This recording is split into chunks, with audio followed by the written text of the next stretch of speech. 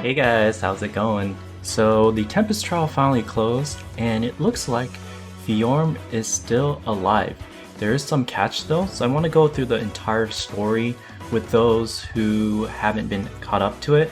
Luckily, in Tempest Trials, they have kind of this replay feature, so let's go through this. So first, you see here, it's Fjorm. She's really sad because the pact she made in Book 2 to kill Suthar is going to come back and bite her and take her life. So she is offering up her body in exchange for that vessel that she traded herself in for.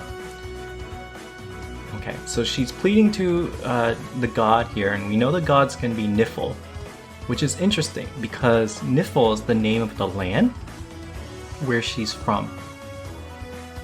So undying thirst, fill this vessel with your power, and then here it is.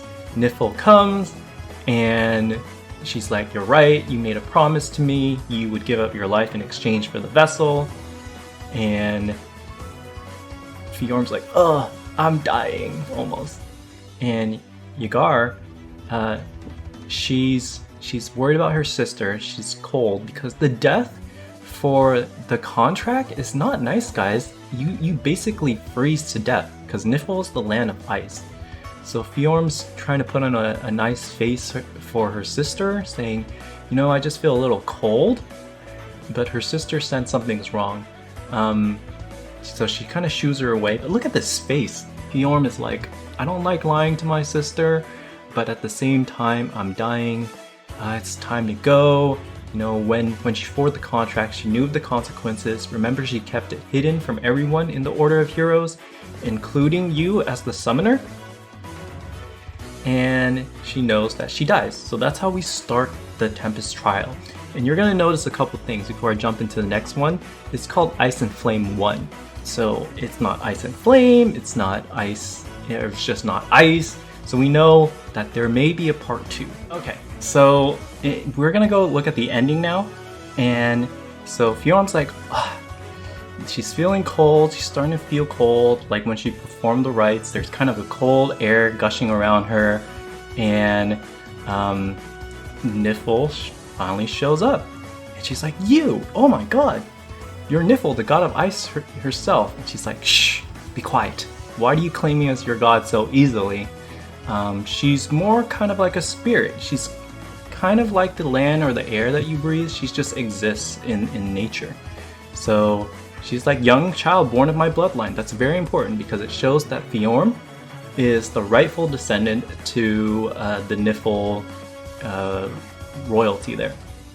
You offer yourself to me, your bond is absolute. So that means there's no way to get out of it. Of course, the time has come, and you know she will never break her vow. But she's like, but can you spare my life? And she's like, what? You regret your oath?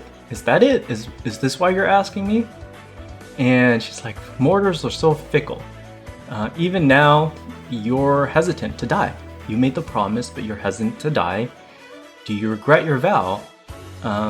Knowing everything you know now, you would have made the same decisions, right? You would have made the same decision to defeat Suthar. And she's like, yes, I would. Then why the heck do you want to live on? And she's like, well, we're still fighting. We're always fighting. We've been fighting for books, and we'll probably continue to fight for books. And she doesn't want to leave her companion. She doesn't want to abandon her friends. And Nifl does a very smart thing. She doesn't say anything. She just says nothing. So Fjorm is like, you know what, my bad. I'm not going to make an excuse like I want to stay and fight with my friends. My true reason is there's someone she can't leave.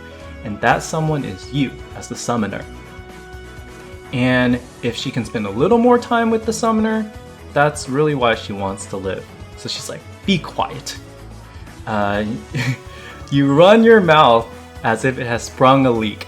That's a very kind of like Japanese thing to say. In a lot of anime, they say like you run your mouth like diarrhea.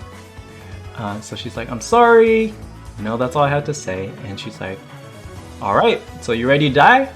And she's like, yeah, I guess I will. She's like, what happens now?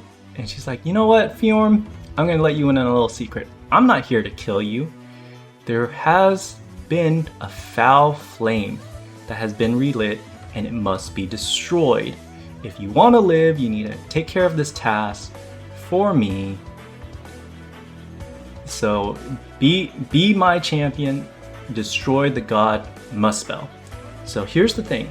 Fjorm is from Nifl, and Nifl is this ice god slash spirit. So Múspell is the land of fire in book 2. And I guess that's also named after kind of the flame god Múspell. Defeat Múspell and his champion, and your life will be your own to misspend, right? Your life is your own to waste however you want. So she can live, but she must defeat this mysterious god Múspell. So I wonder if we're gonna get Múspell kind of in book 6, or if it's gonna be like a Tempest Trial event, and Tempest Trial is kind of like a story outside of the story. They haven't done that yet, but it could be because we have Ice and Flame 1.